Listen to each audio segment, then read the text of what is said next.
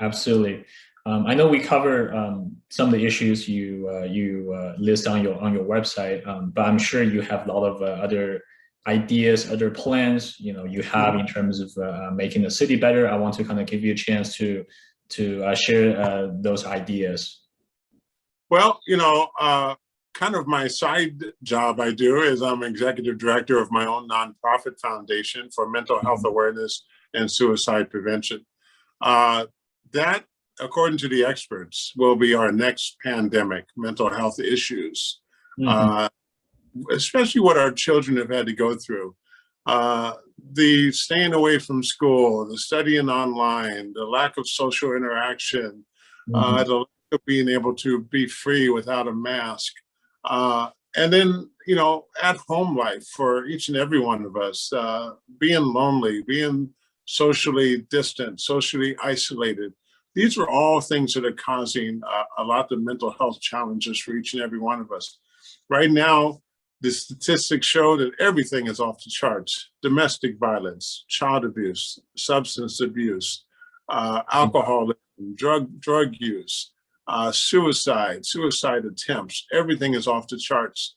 And so I want to use my platform as mayor to continue to bring attention to mental health issues and to destigmatize it and to make it no longer a taboo to talk about, especially in our communities of color. We have been so loath to talk about any kind of mental health issues or even acknowledge it.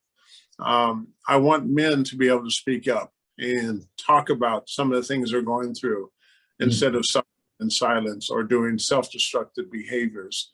These are things that are really near and dear to my heart. And whether I'm mayor or not, that's going to be my work, my lifelong work, the rest of my life.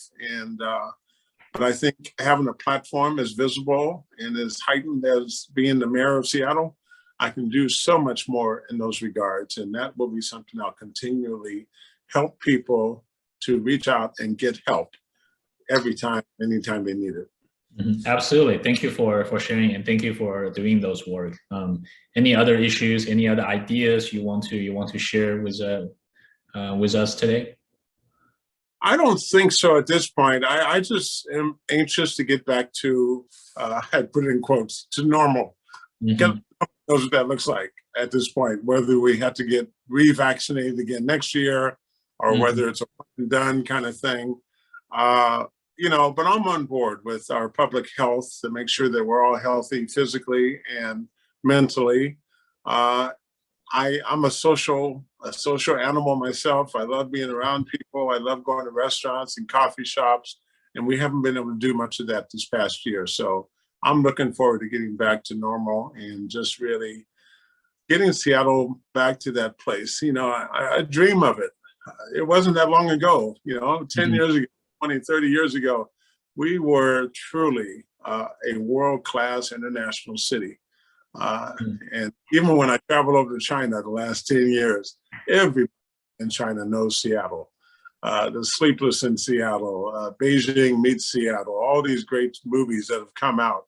Mhm. They dream about coming to America, about coming to Seattle. I want to make sure that our children, especially, grow up being proud Mhm. of being from Seattle.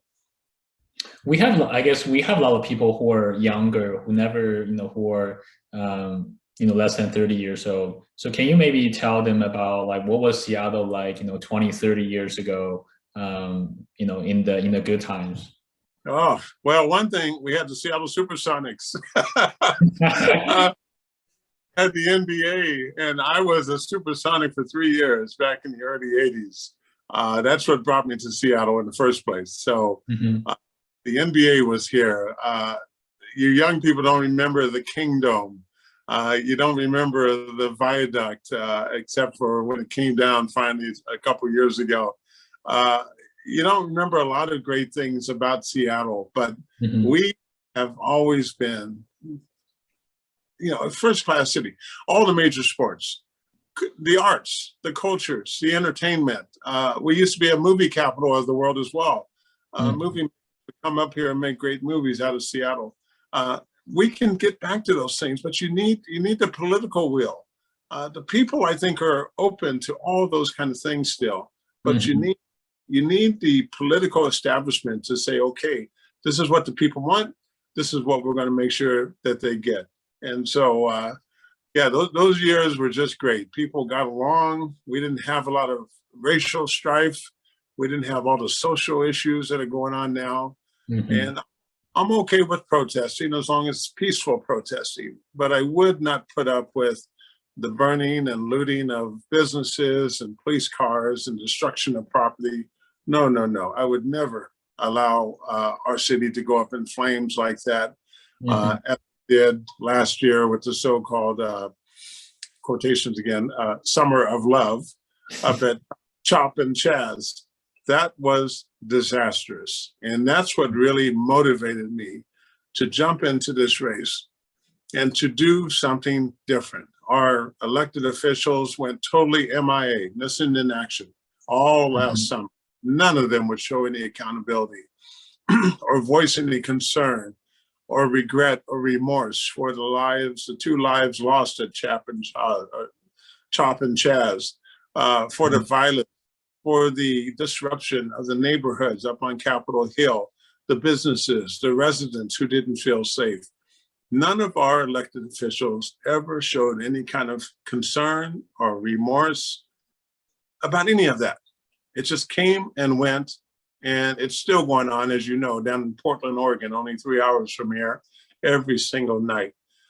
That should never be allowed to happen. Mhm. Absolutely. Thank you. Thank you for sharing, and thank you for joining today. Really appreciate it. Thank you for your time. Thank you. This has been wonderful. Just all the best to you too. And together we're all in it together, as we all been saying from the beginning of the pandemic. We're going to be in it together. We're going to come out